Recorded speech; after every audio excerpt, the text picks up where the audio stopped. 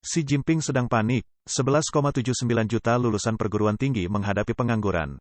Dengan latar belakang dampak COVID-19 selama 3 tahun terhadap ekonomi China, di mana perjuangan berat menjadi fenomena umum bagi para lulusan universitas untuk menghadapi pengangguran setelah menyelesaikan studi mereka.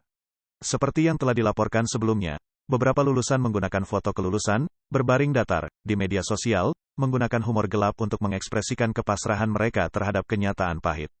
Namun, mimpi buruk belum berhenti sampai di situ. Pada tanggal 5 Desember Kementerian Pendidikan dan Kementerian Sumber Daya Manusia dan Jaminan Sosial China mengadakan pertemuan di Beijing untuk menyebarkan lapangan pekerjaan dan kewirausahaan bagi generasi baru lulusan perguruan tinggi.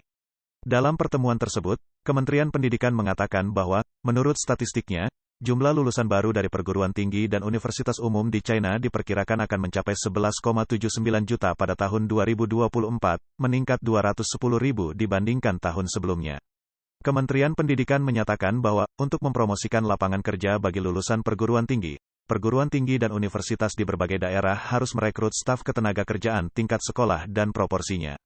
Baru-baru ini, Menteri Pendidikan mengeluarkan 26 langkah dalam upaya untuk mengatasi krisis lapangan kerja bagi lulusan perguruan tinggi. Langkah-langkah tersebut juga mendorong lulusan untuk secara fleksibel terlibat dalam pekerjaan dan kewirausahaan mandiri di berbagai bidang, termasuk ekonomi kreatif, ekonomi digital, dan ekonomi platform.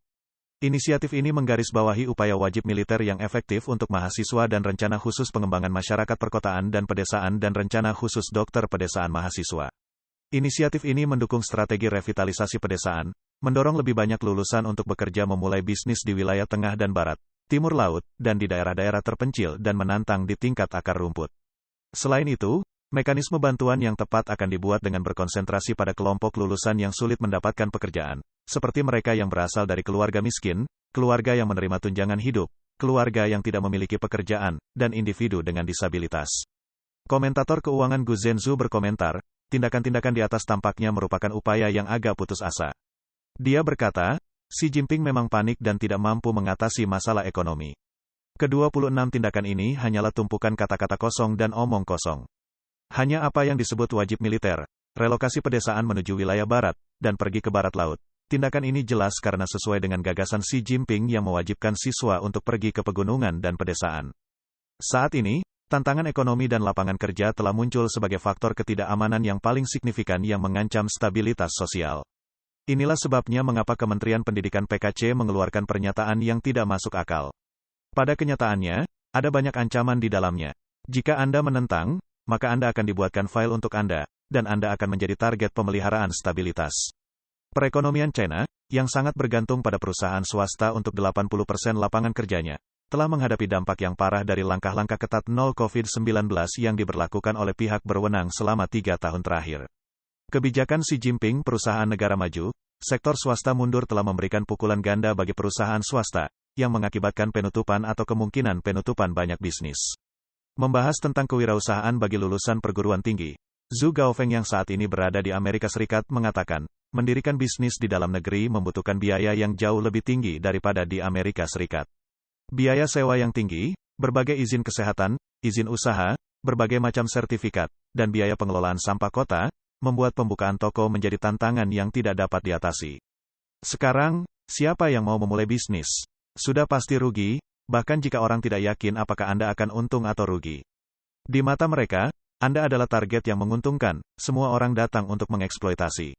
Semua departemen pemerintah ikut campur tangan, di mana Anda bisa bertahan. Para vampir dari departemen pemerintah ini telah menguras Anda habis-habisan.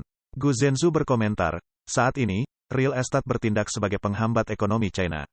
Warga China yang terbebani oleh hutang hipotek yang besar enggan untuk berbelanja. Banyak perusahaan, termasuk bank, bergulat dengan tantangan operasional karena beban real estate, yang mengarah ke pemutusan hubungan kerja. Rantai pasokan asing menarik diri, dan kondisi bisnis semakin memburuk, terutama di industri jasa dengan banyaknya penutupan hotel, restoran, dan tempat usaha lainnya. Lanskap pekerjaan menjadi suram. Jika Anda mengharapkan para lulusan perguruan tinggi baru ini untuk mendapatkan pekerjaan, hal ini sangat sulit karena tidak ada perusahaan yang cukup untuk menyerap mereka. Mencapai lapangan kerja penuh membutuhkan perekonomian yang sangat makmur. Secara tradisional, industri jasa dan real estate merupakan penyerap tenaga kerja utama, tetapi sekarang industri ini di China hampir tidak berfungsi. Di mana para lulusan ini bisa mendapatkan pekerjaan?